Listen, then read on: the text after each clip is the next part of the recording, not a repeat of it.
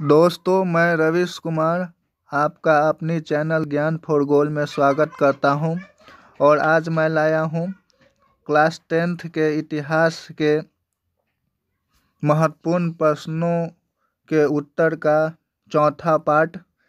तो चलिए वीडियो को स्टार्ट करते हैं और देखते हैं पहले प्रश्न को। पहला प्रश्न है 1929 के आर्थिक संकट के कारणों और परिणामों को लिखें।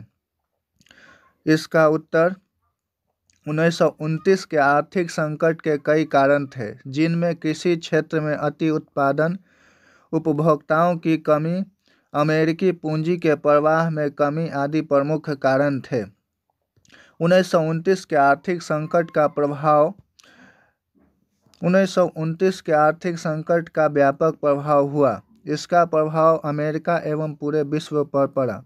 अमेरिका में बैंकों ने घरेलू कर्ज देने बंद कर दिए, ऋण की वसूली की प्रक्रिया तेज कर दी गई, बाजार में कृषि उत्पादों की बिक्री कम हो गई, जिससे किसानों की आमदनी घट गई।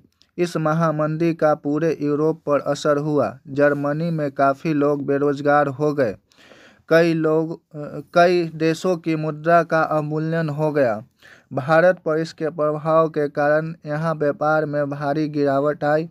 कृषि उत्पादों के मूल्य में भी गिरावट आई। किसानों की स्थिति दिन ब दिन दयनीय होती चली गई। अब देखते हैं दूसरे प्रश्न को। प्रश्न 2, अखिल भारतीय राष्ट्रीय कांग्रेस की स्थापना कैसे हुई? इसके प्रारंभिक उद्देश्य क्या थे? उत्तर, एक उदारवादी अंग्रेज पदाधिकारी ह्यूम ने यह महसूस किया कि राष्ट्रीय स्तर पर एक ऐसी पार्टी होनी चाहिए जिसके माध्यम से यहाँ की जनता अपनी राजनीतिक मांगों को शांतिपूर्ण एवं न्यायपूर्ण ढंग से रख सके। इसके लिए उन्हें कई भारतीय नेताओं का सहयोग भी मिला। ह्यूम इस पार्टी के माध्यम से क्रांतिकारी गतिविधियों को कम करना चाहते थे। उन्होंने लॉर्ड रिपन से सलाह लिया एवं लॉर्ड डफरिन का भी सहयोग प्राप्त किया। अंततः बम्बई के गोकुल दास तेजपाल संस्कृत कॉलेज में 28 दिसंबर 1885 को कांग्रेस की स्थापना हुई एवं प्रथम अधिवेशन संपन्न हुआ। इसकी अध्यक्षता बैमोस चंद्र बनर्जी ने की। इसमें भारत के विभिन्न भागों से 72 प्रतिनिधियों ने भाग लिया। इसके प्रारंभिक उद्देश्य निम्नलिखित थे। पहला, देश हित में लगे सभी व्यक्तियों के बीच मैत्री भाव स्थापित करना। दूसरा, राष्ट्रीय एकता कायम करना। तीसरा, राजनीतिक मांगों को शांतिपूर्ण ढंग से सरकार के समक्ष रखना। चौथा, आगामी राजनीतिक कार्यक्रमों की रूपरेखा तैयार करना। प्रश्न 3, उपनिवेशवाद से आप क्या समझते हैं? औद्योगिकरण ने कैसे उपनिवेशवाद को जन्म दिया? इसका उत्तर, जब कोई शक्तिशाली देश अपने से कमजोर देश पर राजनीतिक एवं आर्थिक रूप से कब्जा कर लेता है तो यह प्रक्रिया उपनिवेशवाद कहलाती है। जिस देश पर कब्जा किया वह उसका उपनिवेश कहलाता है। जैसे भारत इंग्लैंड का उपनिवेश था। औद्योगिकरण के कारण उपनिवेशवाद को बढ़ावा मिला। उपनिवेशवादी देशों को अपने उपनिवेशों से कच्चा माल की पूर्ति की इच्छा ने इसे बढ़ावा दिया। साथ ही उपनिवेश इनके द्वारा फैक्ट्रियों में बनाए गए सामानों का बाजार भी बन गया। यहाँ से इन्हें सस्ते मजदूर भी मिल जाते थे। प्रश्न 4, फैक्ट्री प्रणाली के विकास के लिए उत्तरदायी किन्हीं दो कारणों का उल्लेख करें। उत्तर, फैक्ट्री प्रणाली के विकास के लिए उत्तरदायी दो कारण निम्नलिखित थे। पहला, पारंपरिक तरीकों से तैयार किया गया माल बनाने में ज़्यादा समय लगता था। दूसरा, बढ़ती जनसंख्या के कारण सामानों की आपूर्ति पारंपरिक विधि से माल तैयार करके नहीं की जा सकती थी। अतः फैक्ट्री प्रणाली का विकास जरूरी हो गया था। प्रश्न 5, पांडुलिपि क्या है? इसकी क्या उपयोगिता है?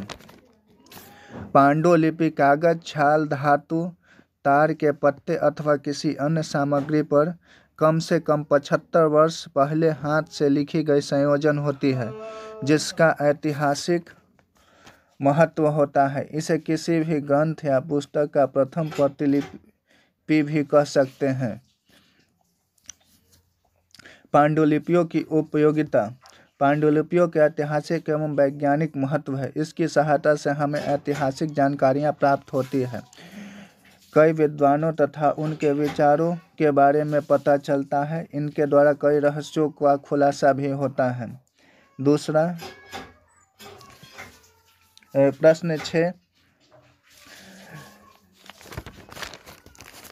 हिंद चीन में फ्रांसीसियों द्वारा उपनिवेश स्थापना के किन्हीं 3 उद्देश्य का उल्लेख करें। हिंद चीन में फ्रांसीसियों द्वारा अपने उपनिवेश स्थापित करने के 3 प्रमुख कारण निम्नलिखित थे। पहला, आर्थिक कारण। वियतनाम में रबर एवं चावल की काफ़ी प्रधानता थी।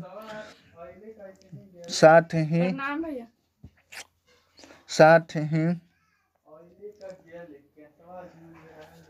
यहाँ कई खनिज जैसे कोयला, टीन, जस्ता, टंगस्टन, क्रोमियम थे। इसका उपयोग उद्योगों के विकास में हो सकता था। यहाँ व्यापार वाणिज्य के विकास की भी अपार संभावनाएं थी।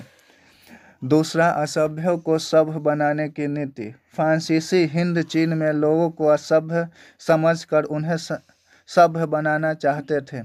तीसरा, हिंद चीन में व्यापारिक सुरक्षा। फ्रांस को कई देशों की व्यापारिक कंपनियों से प्रतिस्पर्धा का सामना करना पड़ रहा था, अतः हिंद चीन उनके लिए व्यापारिक दृष्टिकोण से सुरक्षित जगह था। धन्यवाद। हमारी वीडियो को देखते रहिए और इसे लाइक, सब्सक्राइब और शेयर कीजिए ताकि हमारे चैनल का प्रचार हो सके। धन्यवाद।